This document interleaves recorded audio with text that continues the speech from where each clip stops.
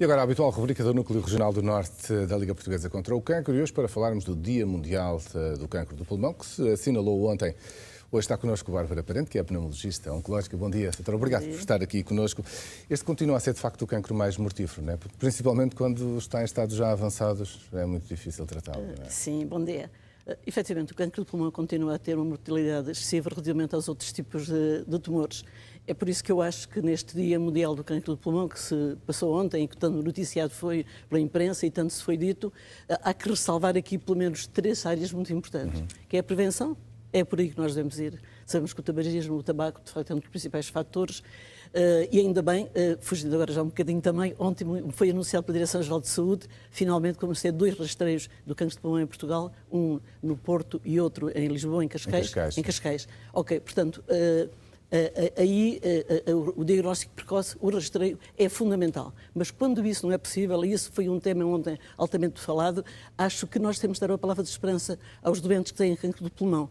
Por um lado, prevenir. Por outro lado, se a doença está instalada, também quero que as pessoas fiquem com a ideia desta minha pequena intervenção, que não é uma fatalidade sempre, que não é um sinal de morte iminente. Hoje o cancro do pulmão é tratável, mesmo nesses estadios avançados, naqueles 70%, 80% que nos chegam já com a doença muito avançada, ou porque os sinais são poucos, ou porque os sintomas são muito parecidos com os das outras patologias, e é difícil as pessoas também conseguirem muitas vezes diferenciar os sintomas.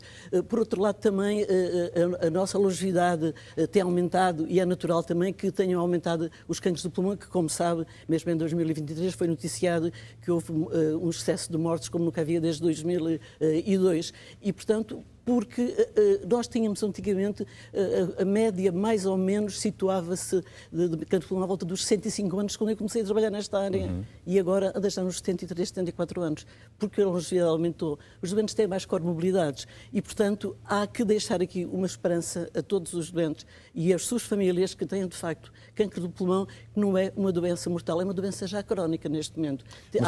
Mas falava há pouco dos rastreios. Isso é fundamental, porque nestes casos, então, do cancro, quanto mais cedo se detectar, maiores são as possibilidades de sobrevivência. Claro. O ideal é não fumar.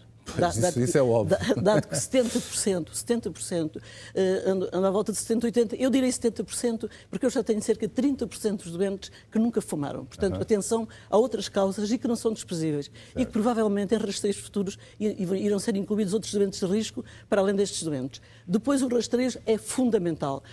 O Conselho Europeu já desde 2022 que anda a alertar e a pedir para que se instalem pilotos em vários países. Nós vamos agora começar finalmente. Foi um assunto que andamos muito preocupados e debater há muitos anos, mas finalmente parece que no fim deste ano, no início do próximo, teremos essa possibilidade. Isso é fundamental, que fique claro, os rastreios, mas eu ressalvo mais uma vez que neste momento nós temos terapêuticas inovadoras na área do cancro do pulmão, que é preciso deixar esta mensagem, que os doentes têm uma expectativa de vida diferente daquelas que tinham antigamente.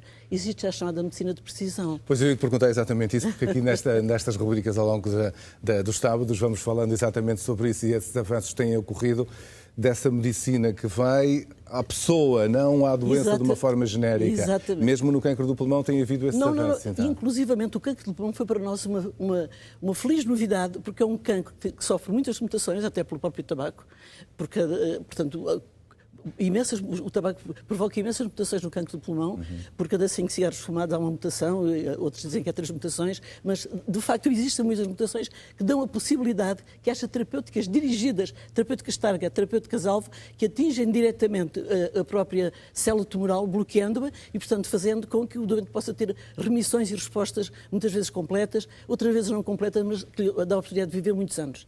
A imunoterapia, outra terapêutica também relativamente recente, que é dirigida às nossas defesas, que reforçam o nosso sistema imunitário, é igualmente muito importante. Portanto, hoje em dia, não é uma sentença de morte do cancro do pulmão. Hoje em dia, claro que há sempre os casos mais dramáticos, mas hoje em dia é possível cronificar a doença e os doentes, mesmo com doenças avançadas, podem viver muitos anos. Atenção que as mulheres estão a fumar muito neste momento. Pois. Atenção, é importante deixar esta mensagem. Hoje em dia, o aumento do cancro do pulmão na mulher tem sido enormíssimo. Aliás, repare que há uma notícia do Grupo Espanhol de Cancro de Pulmão que em Espanha as mulheres já relativamente ao cancro da mama, a mortalidade já tem, ultrapassou. Já ultrapassou. Portanto, é grave e isto é preciso, de facto, que as pessoas tenham consciência. É preciso não tomar por engano essa ideia de que, como os tratamentos estão a evoluir, se pode fumar. Tem que ser o contrário. Não fumar, é o contrário. Não fumar, é prevenir, diagnóstico precoce e, se as coisas acontecerem e chegarem numa fase avançada, não desesperarem. É importante. Pensamento positivo. Há muitas terapêuticas e estamos no caminho de unificar o cancro do pulmão. Doutora Bárbara Parente, muito obrigado por ter vindo aqui esta manhã. Obrigada pela oportunidade. Obrigada. Bom dia.